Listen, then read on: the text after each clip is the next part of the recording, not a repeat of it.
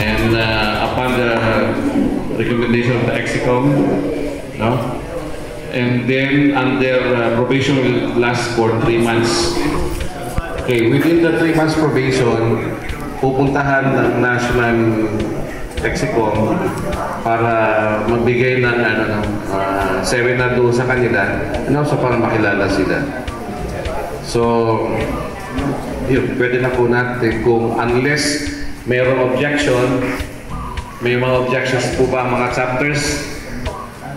So, majority, we are recommending for the acceptance of the chapter. Okay, Mr. President, by majority of our members, member chapters and members, we are recommending that for you to give the provisionary base call sign and numeric. So, I think wala pa 600 days. 600 days. I don't know. Kumali. Then, siguro tayo meron lang kung matapos meron lang tayo provisionary. And then also, yung numeric outside nila para meron lang tayo. I go with your suggestion na baka meron silang mas pangalan nila. Pero what the numeric, yung kaya nga ginagawa natin, we assign the numeric numeric call sign. So, nagigyan po tayo. Pero as to the name, bahala sila. Pero yung numeric sensors, siguro pagdating ng officers na nag-check doon, huwag na muna sinabi na bibigyan na tayo. Kumbaga kasi this is the first time and wala naman po sa atin na kakilala o masyado kayo yung chapter nila. Even though tumakapit sa atin, ang purpose ng concern nila is we have to know more para yung mga papasok na chapter natin para mas maganda smooth yung pag-isip. Kasi in-accept na natin sila yung principle. Yeah, yung principle. But they have, we as the officers, dapat magbigay na tayo ng provisionary numeric. Based from the rules. Okay. Based dito sa ano po? Sa rules. Based po sa lubog natin. So, upon approval, pwede tayo magbigay sa kanila para at least gumagalaw na sila. By the time na pumunta tayo sa kanila, at least kailangan natin kung sino po ang number nila. So, yun po. So, we are now tracing kung ano yung pwede natin ibigay sa kanila. So, doon sa single buha lahat na, buha na. Yung last year is 4200. Yung sa 20 series pa, okay na? Ay, no.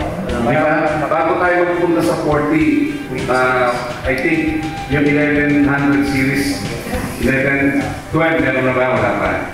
12 meron na. 13, 14,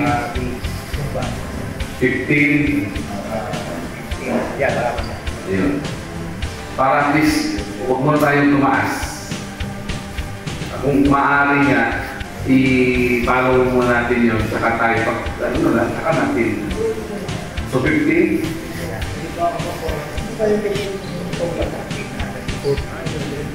Ang 15?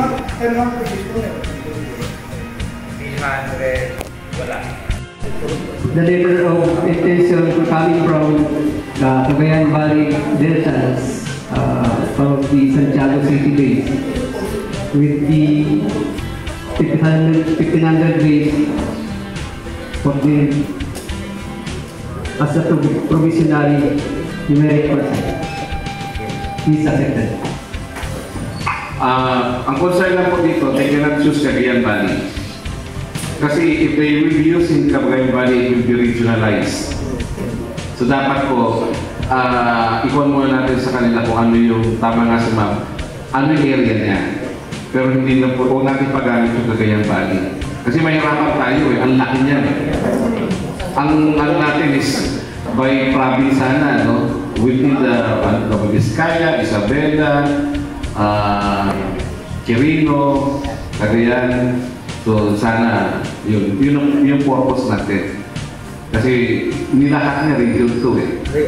Region 2. Okay, so anyway, pag nakausap natin sa kanila sila, masasabi natin na yun ang dapat talaga.